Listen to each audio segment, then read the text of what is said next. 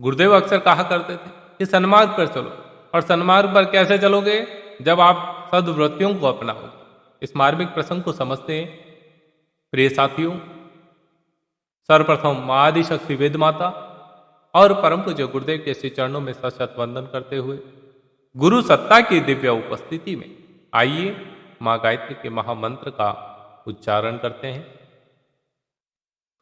ओम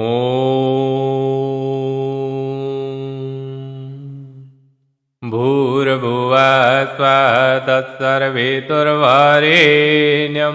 भर्गो देवस्य धीमहि धियो यो न प्रचोदयात्।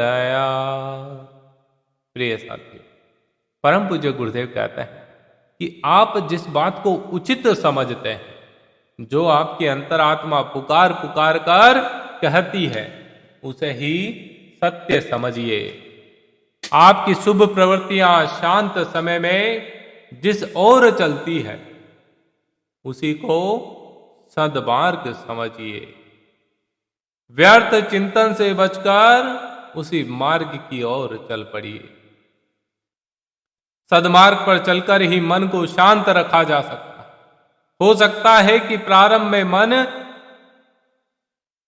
उस तरफ एकाग्र ना हो, पर आत्मा प्रबल तत्व है। धीरे धीरे वह स्वयं उसमें तन्मय होने लगेगा। दुख का बोझ हल्का होगा। आपके हृदय में शांति का सुखद अनुभव होगा। गुरुदेव कहते हैं, तुम्हारी आत्मा जिस चीज को उचित कहती है, उसी का संकल्प करो। उसी को बढ़ने में तुम्हें आत्म सामर्थ्य प्राप्त होगी। उसी और इंद्रियों को लगाने से आपकी शक्तियों में वृद्धि होगी। तुम्हारी एक दुर्बलता संकल्प की कमजोरी है। तुम अपने निर्णय को मजबूती से नहीं पकड़ते। यह भली भांति जान लीजिए कि निरंतर एक स्थान से दूसरे स्थान पर लुढ़कने वाले पत्थर पर कोई नहीं जमती। एक विषय से दूसरे विषय पर खुदकने वाला मन दुर्बलता की जड़ है। अपने विचारों को अपने उद्देश्यों पर एकाग्र करने का अभ्यास कीजिए। सावधान रहिए। सत्य का मार्ग मत छोड़िए। चाहे मन कितना ही क्यों ना छटपटाए, सत्य की राह पर चलिए। इंद्रियां तो व्यर्थ ही इधर उधर भागने वाली है। मन के संयम से ही तो स्वर्ग मिलता है। अनियंत्रित इंद्रियों का विद्रोही नरक है।